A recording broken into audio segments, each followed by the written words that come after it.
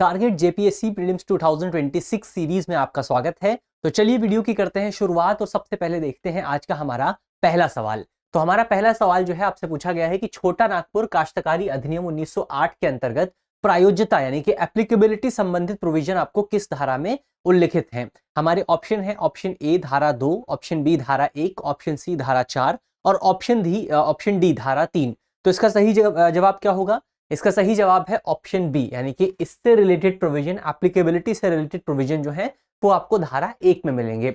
इसमें अगर आप देखें तो बिरसा मुंडा के नेतृत्व में जनजातीय भूमि को गैर आदिवासियों को हस्तांतरित करने से रोकने के लिए आंदोलन चलाया गया था। आपको पता है मुंडा आंदोलन चलाया गया था और इसी का परिणाम था कि जो ब्रिटिश सरकार थी उसने छोटा नागपुर काश्तकारी अधिनियम 1908 को लागू किया था। अब इस अधिनियम का सेक्शन 1 क्लॉज 2 जो है, सेक्शन 1 क्लॉज 2 ये बात डिफाइन करता है कि कौन कौन से लोगों पर ये कानून लागू होने वाला है, कौन कौन से क्षेत्रों पर ये कानून लागू होने वाला है। तो एप्लीकेबिलिटी क्या होने वाली है उसको लेकर के इस पूरे सेक्शन में बात की गई। इसमें अगर आप देखें तो कौन कौन से क्षेत्रों पर यह अधिनियम लागू होगा, तो सबसे पहले ये अधिनियम जो है वो आपका कोल्हान प्रमंडल पे लागू होगा जिसका मुख्यालय चाईबासा में मौजूद है। इसके अलावा ये अधिनियम आपका उत्तरी छोटा नागपुर प्रमंडल पे लागू होगा जिसका मुख्यालय हजारीबाग में मौजूद है। इसके अलावा ये दक्षिण छोटा नागपुर प्रमंडल पे लागू होगा जिसका मुख्यालय रांची में है और ये पलामू प्रमंडल पे लागू होगा जिसका मुख्यालय आपको डाल्टनगंज में देखने को मिलेगा। तो ये आपको याद रखना है कि एप्लीकेबिलिटी के रिलेटेड प्रोविजन जो है वो आपको सेक्शन 1 में मिलेंगे। अगला सवाल अगर आप देखें, अगला सवाल है कि छोटा नागपुर काश्तकारी अधिनियम 1908 के अनुसार किसी भूधारक अथवा गांव के मुखिया की काश्तकारी की निरंतरता के दौरान लगान में वृद्धि की जा सकती है। कौन सी सिचुएशन में? ऑप्शन अगर आप देखें, ऑप्शन ए है स्थायी बंदोबस्त के बाद स्वतः पुनरीक्षण के द्वारा, ऑप्शन बी केवल दीवानी न्यायालय के आदेश के द्वारा, ऑप्शन सी बिना किसी आधिकारिक आदेश के मकान मालिक के द्वारा और ऑप्शन डी उपायुक्त या राजस्व अधिकारी के आदेश के द्वारा। तो इसका सही जवाब क्या होगा? ऑप्शन डी इसका सही जवाब है। तो इसको अगर आप देखें ऑप्शन डी इसका सही जवाब है। छोटा नागपुर काश्तकारी अधिनियम 1908 की धारा 9A के अनुसार ऐसे भूधारक जिनका लगान स्थायी बंदोबस्त यानी कि परमानेंट सेटलमेंट के तहत परिवर्तित नहीं किया गया हो, लगान वृद्धि या दायी नहीं होगा, ऐसी वृद्धि केवल उपायुक्त या फिर राजस्व अधिकारी जो रेवेन्यू ऑफिसर है उसके आदेश के द्वारा की जा सकती है। तो ये एक इंपॉर्टेंट पॉइंट यहां पर हमको याद रखना है। इसके अलावा एक बार लगान बढ़ा दिए जाने के बाद अध्याय 12 या अध्याय 15 के तहत राजस्व अधिकारी द्वारा पारित आदेश के अतिरिक्त इसे 15 वर्षों की अवधि के लिए पुनः नहीं बढ़ाया जा सकता है। तो अगर आपका राजस्व अधिकारी आदेश जारी करता है तो पहले भी किया जा सकता है, लेकिन उसके अलावा जो है 15 वर्षों तक नहीं बढ़ाया जा सकता है। तो ये इंपॉर्टेंट पॉइंट हमको याद रखना है। तो ये हमने देखा, इस प्रकार ये अधिनियम मनमाने ढंग से लगान वृद्धि पर रोक लगाता है और इसे औपचारिक प्रशासनिक नियंत्रण में रखता है। तो ऑप्शन डी जो है वो आपका सही जवाब है। तो ये हमने देखिए, 2 सवाल हमने देखे, लेकिन आगे बढ़ने से पहले आपके लिए एक इंपॉर्टेंट सूचना है। अगर आप जो है झारखंड पीसीएस की तैयारी कर रहे हैं तो कुछ कोर्सेज हमारे हैं जो कि आपके काम में आ सकते हैं, आपके लिए इंपॉर्टेंट हो सकते हैं। इसमें हिंदी मीडियम के कोर्सेज भी हैं, इसमें इंग्लिश मीडियम के भी कोर्सेज हैं। इसमें से 2 कोर्सेज आपको खासतौर पर पता होनी चाहिए। एक कोर्स है आपका झारखंड प्रीलिम्स का क्रैश कोर्स। आपको पता है झारखंड प्रीलिम्स आ रहा है जिसकी हम तैयारी भी कर रहे हैं, जिसके लेकर के हम सीरीज भी चला रहे हैं। उसी झारखंड जो प्रीलिम्स है उसके लिए क्रैश कोर्स आपके सामने मौजूद है। तो ये क्रैश कोर्स आपका इंग्लिश में भी है और हिंदी में भी आपको मिलेगा। क्रैश कोर्स है, इसकी टोटल वैलिडिटी आपकी 12 महीने की होने वाली है। इसके अलावा एक, अगर आपको लगता है कि आपको क्रैश कोर्स नहीं करना है, आप पूरा फाउंडेशन कोर्स करना चाहते हैं, तो एक फाउंडेशन कोर्स भी आपके सामने मौजूद है। ये फाउंडेशन कोर्स आप देखेंगे, ये इसमें आपका प्रीलिम्स और मेंस दोनों को कवर किया जाएगा। ये फाउंडेशन कोर्स आपका ऑनलाइन होगा और ये क्रैश कोर्स भी ऑनलाइन होगा, तो ये भी आप याद रखिएगा। तो ये फाउंडेशन कोर्स आपका इंग्लिश माध्यम में आपको मिलेगा और हिंदी माध्यम में भी ये फाउंडेशन कोर्स आपको मिल जाएगा। तो ये आपको याद रखना है, फाउंडेशन कोर्स है। फाउंडेशन कोर्स में आप एक तो क्लासरूम बैच यहाँ पर मौजूद है, इसके अलावा अगर आप देखें तो फाउंडेशन कोर्स में आपको मिल जाएगा एक लाइव फ्रॉम स्टूडियो बैच भी आपको देखने को मिलेगा। तो ये लाइव फ्रॉम स्टूडियो बैच जो है इसमें आप ऑनलाइन पढ़ाई कर सकते हैं। तो ये आप देखेंगे एक बैच आपका लाइव फ्रॉम स्टूडियो बैच भी आपको मिल जाएगा। तो ये कुछ इंपॉर्टेंट जानकारी हुई इस पूरे कोर्स के बारे में। अगर आप इस पूरे कोर्स को ज्वाइन करना चाहते हैं तो आप वीडियो के डिस्क्रिप्शन में आपको लिंक मिलेगा, वहां पर आप उस पर आप क्लिक कर सकते हैं, या फिर आप हमारे दृष्टि लर्निंग ऐप को भी विजिट कर सकते हैं, वहां पर भी आपको जानकारी मिल जाएगी। इसके साथ साथ आप चाहें तो हमारे नंबर पे भी कॉल कर लीजिए। नंबर आप नोट करके रखिए 8750187501। इस नंबर पर आपको डिटेल से जानकारी मिल जाएगी। अगर आप कोई भी कोर्स जो है चाहे झारखंड पीसीएस का कोर्स हो, चाहे क्रैश कोर्स हो, चाहे आपका लाइव फ्रॉम स्टूडियो कोर्स हो, तो हर कोर्स की जो जानकारी है वो आपको इसी नंबर पर मिलेगी। चलिए आगे बढ़ा जाए, बात करते हैं अगले सवाल पे। अगला हमारा सवाल है कि क्या छोटा नागपुर काश्तकारी अधिनियम 1908 के अंतर्गत अधिकार अभिलेख में की गई किसी प्रविष्टि अथवा उसमें हुई चूक से संबंधित मुकदमा राजस्व अधिकारी के समक्ष दायर किया जा सकता है? तो कब किया जा सकता है? हमारे ऑप्शन है, ऑप्शन ए अंतिम प्रकाशन के बाद 3 महीने के अंदर, ऑप्शन बी बिना कोई सीमा के किसी भी समय, ऑप्शन सी केवल दीवानी न्यायालय के समक्ष, ऑप्शन डी केवल राज्य सरकार की पूर्व अनुमति से। तो इसका जो सही जवाब है वो है आपका ऑप्शन ए, यानी कि अंतिम प्रकाशन के 3 महीने के अंदर। अब इसमें अगर आप देखें तो छोटा नागपुर काश्तकारी अधिनियम 1908 की धारा 87 के अनुसार अध्याय 12 जो है, जो आपका चैप्टर 12 है, उसके तहत कार्यवाही में अधिकार पत्र के अंतिम प्रकाशन के प्रमाण पत्र की अवधि से 3 महीने के भीतर राजस्व अधिकारी के समक्ष जो है वो मुकदमा दायर किया जा सकता है। किस बात को लेकर के? अगर जो है आपकी प्रविष्टि कोई जो एंट्री है वो गलत हो गई हो, या गलती से कोई एंट्री जो है शामिल हो गई, कोई चूक हो गई, कोई एरर हो गया हो, इसके लिए 3 महीने में आपका जो एप्लीकेशन है वो दायर की जा सकती है। ऐसे विवाद जो है आपके जमींदार या पट्टेदार के बीच में हो सकते हैं, पट्टेदार और पट्टेदार के बीच में हो सकते हैं, पड़ोसी संपदाओं के जमींदारों के बीच में हो सकते हैं, या जमींदार पट्टेदार से संबंधित अस्तित्व या भूमि में जो स्वामित्व है, टाइटल जो है, उससे रिलेटेड हो सकते हैं। तो ये मुकदमे कब दायर किए जाएंगे? आपके 3 महीने के अंदर आपके दायर करने अनिवार्य है। चलिए आगे बढ़ा जाए। अगला सवाल अगर आप देखें, हमारा सवाल है कि छोटा नागपुर काश्तकारी अधिनियम 1908 की धारा 231 के तहत इस अधिनियम के अंतर्गत दर्ज किए गए सभी मुकदमे और आवेदन जिनके लिए अधिनियम में कहीं और समय सीमा निर्धारित नहीं की गई है, कार्यवाही के कारण उत्पन्न होने की तिथि से डैश की अवधि में प्रारंभ या प्रस्तुत किए जाने चाहिए। तो अब ये डैश आपको फिल करना है। हमारे ऑप्शन है, ऑप्शन ए 6 महीने, ऑप्शन बी 3 वर्ष, ऑप्शन सी 2 वर्ष, ऑप्शन डी 1 वर्ष। तो इसका जो सही जवाब है वो है आपका ऑप्शन डी 1 वर्ष। तो 1 वर्ष के अंतर्गत, अगर कहीं पे उल्लेख नहीं किया गया है तो 1 वर्ष के अंतर्गत मुकदमा दायर करना अनिवार्य है। तो इसमें अगर आप देखें ऑप्शन डी इसका सही जवाब है। छोटा नागपुर काश्तकारी अधिनियम 1908 की धारा 231 के अनुसार समय सीमा का सामान्य नियम ये है कि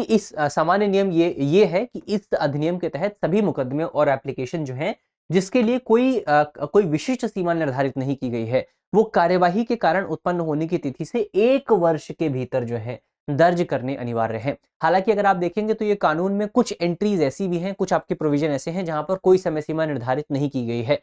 जैसे एग्जाम्पल के तौर पर अगर आप देखें तो इसमें आपका सेक्शन 28 हो गया, 31 हो गया, 33A हो गया, 33A के साथ साथ आपका उपधारा C से लेकर के F हो गया, 34, 50, 61, 75, 105 एंड 121। तो ये जो तमाम आपके सेक्शन हैं इनके अंतर्गत आवेदन की कोई भी समय सीमा जो है वो डिसाइड नहीं की गई है। तो ये हमने देखा ऑप्शन डी इसका सही जवाब है। आगे बढ़ा जाए। अगला जो हमारा सवाल है ये आपका बात करता है संथाल परगना काश्तकारी अधिनियम 1949 के अंतर्गत किसी खास ग्राम के ग्राम प्रधान की नियुक्ति के लिए आवेदन निम्नलिखित कार्यालय में दाखिल किया जा सकता है। किसके पास आवेदन दिया जा सकता है? अब यहाँ पर एक शब्द आता है आपका खास ग्राम। खास ग्राम क्या होता है, इस पर अभी आगे एक सवाल मौजूद है। तो फिलहाल आपको इसका जवाब देना है। हमारे ऑप्शन है, ऑप्शन ए उप विभागीय अधिकारी, ऑप्शन बी अनुमंडल अधिकारी, ऑप्शन सी राजस्व अधिकारी और ऑप्शन डी उपायुक्त। तो इसका जो सही जवाब है वो है आपका ऑप्शन डी यानी कि उपायुक्त। उपायुक्त इसका सही जवाब है। उपायुक्त के पास जो है ग्राम प्रधान की नियुक्ति के लिए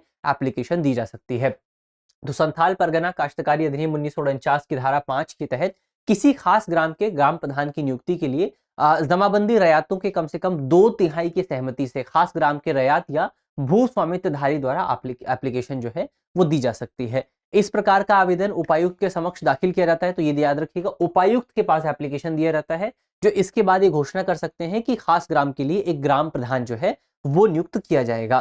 तो ये इंपॉर्टेंट याद रखना है आपको। अगला सवाल अगर आप देखें, अगला हमारा सवाल है कि संथाल परगना काश्तकारी अधिनियम 1949 के तहत विशिष्ट कारणों से लगान में कमी का उल्लेख किया गया है, कौन से सेक्शन में किया गया है ये हमको बताना है। तो इसमें अगर आप देखें हमारा ऑप्शन ए है धारा 50 में, ऑप्शन बी है धारा 42 में, ऑप्शन सी है धारा 27 में और ऑप्शन डी है धारा 33 में।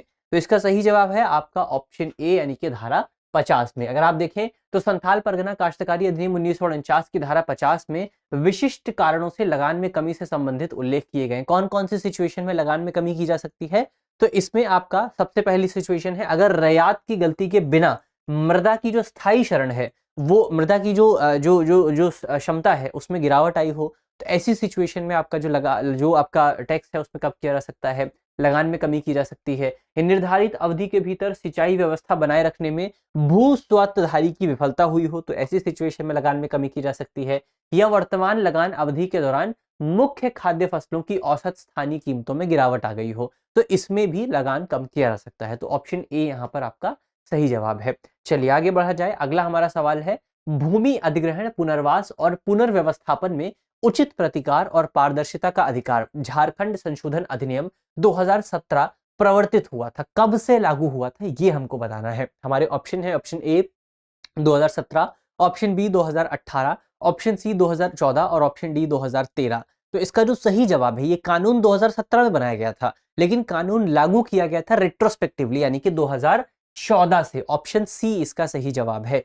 तो ऑप्शन सी इसका सही जवाब है। अगर डिटेल में अगर आप जाकर के देखें तो ये जो कानून है, इस कानून को हमने देखा 2017 में बनाया गया था, लेकिन ये जो अधिनियम है 2014 से प्रभावी रूप से माना जाता है। तो ये हमको याद रखना है, 2017 में कानून बना था, 2014 में इसको लागू माना जाता है। कानून का नाम एक बार आप चाहें तो फिर से याद रख सकते हैं, बहुत बड़ा नाम है, भूमि अधिग्रहण, पुनर्वास और पुनर्व्यवस्थापन में उचित प्रतिकार और पारदर्शिता का अधिकार झारखंड संशोधन अधिनियम 2017। तो ये एक कानून आपको याद रखना है। आगे बढ़े आप। अगला हमारा सवाल है, संथाल परगना काश्तकारी अधिनियम 1949 के तहत खास ग्राम का क्या अर्थ है? वही चीज जो हमने डिस्कस की थी। अब ऑप्शन है आपके सामने। ऑप्शन ए है ऐसा ग्राम जिसमें भूमि प्रत्यक्ष रूप से राज्य सरकार के अधीन हो।